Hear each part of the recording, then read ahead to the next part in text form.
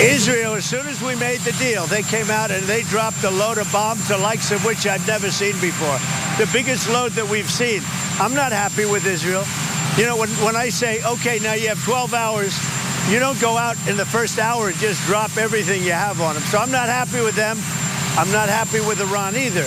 But I'm really unhappy if Israel's going out this morning. We basically have two countries that have been fighting so long and so hard that they don't know what the they're doing. Do you understand that?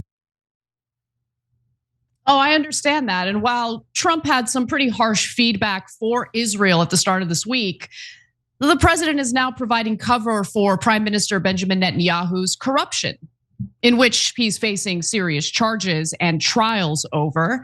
Now, in a lengthy Truth Social post, Trump said the following, quote, "I was shocked to hear that the state of Israel, which has just had one of its greatest moments in history," I'm gonna do my best not to vomit as I read this statement, so just bear with me, "and is strongly led by Bibi Netanyahu, is continuing its ridiculous witch hunt against their great wartime prime minister. Bibi and I just went through hell together, fighting a very tough and brilliant longtime enemy of Israel, Iran. And Bibi could not have been better, sharper, or stronger in his love for the incredible Holy Land. Despite all of this, I just learned that Bibi has been summoned to court on Monday for the continuation of this long-running, politically motivated case in order to do him great harm. Such a witch hunt for a man who has given so much is unthinkable to me." Now, Netanyahu is facing some very serious charges, a lot of pay-to-play schemes, quid pro quo, corruption. I'm gonna get into the details in just a minute, but I want to give you an opportunity to comment on what Trump wrote there, Cenk. Yeah, I think there's a couple of possibilities. One is, as you were joking in the beginning, Epstein files. Another is, AIPAC or the Adelsons have promised a new bucket of several $100 million. We've told you many times, Trump has gotten $337 million just from the Adelson family to do whatever Israel demands. But as you saw in that first clip, he didn't in the case of Iran. When they wanted to continue bombing, Trump said no, which is surprising, but we're here to deliver the real news to you and not what you want to hear necessarily. And so Trump did the right thing in that case. Now he's back to being, an Israeli butler and holding Netanyahu's chair for him. So it makes you wonder why. But there is a third possible reason, which is that that he thinks, look, I got Israel to stop. That was hard. They have enormous power within America. And since Netanyahu listened to me there, I'm going to give him a carrot here, carrots and sticks. And the carrot is, you should stop his corruption trial. It is a terrible conspiracy against my beloved Bibi. But we do know that he called Bibi Netanyahu when Netanyahu wanted to drop more bombs on Iran and apparently ripped into him.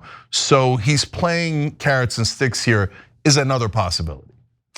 There's one more possibility, Cenk, and it's the likelihood that Trump looks at another world leader who's accused of corruption and says, "There before the grace of God go I." Right? Yeah, I think he probably relates to Netanyahu when it comes to issues of corruption. 100%, Anna, you're right. That's a fourth possibility because he's let so many white collar criminals go in America, pardon people on fraud charges, almost always white collar crime. A lot of them have paid him off, but a couple I can't even see if they did a campaign contribution or bought some meme coin or whatever junk he has. I just think that he has this and that's part of why he let Blagojevich go, the former corrupt Democratic governor of Illinois. If he knows you personally, he's much more likely to give you a pardon or push for one. And if you're corrupt or fraudulent, etc., then he's like, well, oh yeah, then he sees a kindred spirit. So that is a fourth possibility. So I want to get you a few details about the corruption charges themselves, and I'm really happy that these charges haven't been dropped. Despite the fact that there's an ongoing genocide in Gaza, Netanyahu will have to go to court on Monday. So I'm again very happy about that. So Netanyahu is currently on trial for 3 corruption cases, not just one. that include accusations of fraud, bribery, and breach of trust. Case 1000 has to do with the Hollywood billionaire who allegedly bribed him in return for some favors. So he is charged with fraud and breach of trust surrounding allegations that he and his wife, Sarah, received expensive gifts illicitly from Hollywood media mogul Arnon Milken, worth some $206,231, and that Netanyahu violated conflict of interest laws when he provided Milken with assistance in renewing his long-term US residency visa and sought to help him with tax issues. Then there's case 2000. In that case, the prime minister is accused of fraud and breach of trust over his alleged attempt to reach a quid pro quo agreement with the publisher of the Yedioth, I don't know how to pronounce that, but a newspaper basically, Arnon Noni Moses, whereby Yedioth would give the prime minister more positive media coverage in exchange for legislation weakening its key rival, the Israel Hayorn free sheet. And then finally, the more serious case is case 4000, also known as the Bezek Walla case. It's the most serious case the prime minister faces, in which he is accused of authorizing regulatory decisions that financially benefited Bezek Telecommunications giant shareholder Saul Elevik by hundreds of millions of shekels. In return, Netanyahu allegedly received favorable media coverage from the Walla news site, which of course this guy that engaged in this corruption with him allegedly owns. And the Israeli prime minister, in an effort to secure positive coverage for himself and his family, allegedly pushed beneficial regulations for powerful individuals in the media, the outlet reported. So this trial is one of the most controversial legal proceedings Israel has faced. I think Netanyahu overall is a bad guy. Aside from his corruption, he's a war criminal. He is obsessed with power. He's a complete and utter narcissist who has, I believe, destroyed the perception of Israel in the international community because of the fact that he has led the country in its genocide against Palestinians. But Donald Trump ended his statement by saying that Bibi Netanyahu's trial should be canceled immediately, or a pardon given to a great hero. I can't stomach it. You guys can see it for yourselves, okay? He thinks that all charges should be dropped. But what's also really interesting, Cenk, is that the president of Israel, Isaac Herzog, has stated that a pardon for Bibi is not currently on the table, and others in Israel, including the leader of the opposition party, Yair Lapid, says this: with all due respect and gratitude to the president of the United States, he's not supposed to intervene in a legal process of an independent state. Oh, you guys don't like when a foreign leader intervenes in proceedings in your sovereign country, in your independent state? Ain't nothing independent about Israel if they're taking our tax dollars, okay? Like, I'm sorry, but they're highly dependent on the United States. I don't think that Trump should have any say in Bibi's corruption charges at all. I want to be clear about that.